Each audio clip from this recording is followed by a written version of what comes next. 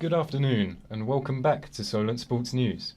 Southampton's loss to Manchester City last night has increased pressure on their latest managerial appointment. Maurizio Pellegrino has been in the job for only 3 months, having replaced Claude Puel in the summer. Prior to the game, many Saints fans criticised their team's current boss and questioned whether Pellegrino is an upgrade on the previous manager. I think he just needs to change the style of the play. More attacking, I think. It's just that final third is just an absolute nightmare, to be honest. 14th in the league. I mean, we expect to be doing better than that. Given what happens today, I think we need to win. Anything but a win, I think he'll be under a lot of pressure, especially when we see the lineup. You know, he needs to go out attacking.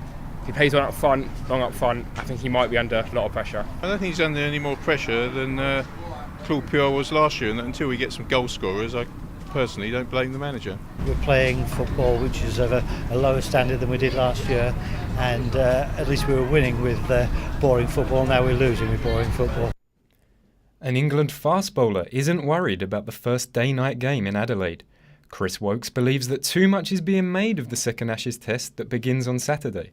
But the Warwickshire player says that there's not much difference between the new format and classic tests. 2 sessions out of 3 are still in daylight pretty much, so it doesn't affect it a huge amount during that time. So that's what we found during that warm-up game here. So, fingers crossed that can help us as bowlers. A former world number 1 is due for a return to golf. Tiger Woods is set for action at the Hero World Challenge in the Bahamas. The American has not played competitively since last year due to an injury. The 41-year-old is excited to be back and is seeking his first competition win since 2013. A 4-time world champion has signed a new contract. Lewis Hamilton has agreed a new deal with his Formula One team Mercedes. Hamilton is set to see a new 3-year deal worth £120 million. He is set to become Formula One's highest paid driver alongside Sebastian Vettel. 2 of Britain's best marathon runners are set to go head-to-head. Sir Mo Farah and Callum Hawkins are competing in a new half-marathon event in London. Both have said that they're using this as preparation for the London Marathon in early April.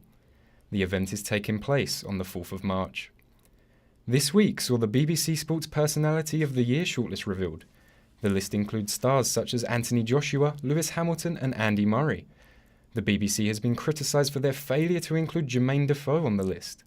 This is after the strikers worked with Bradley Lowry, who sadly passed away earlier this year.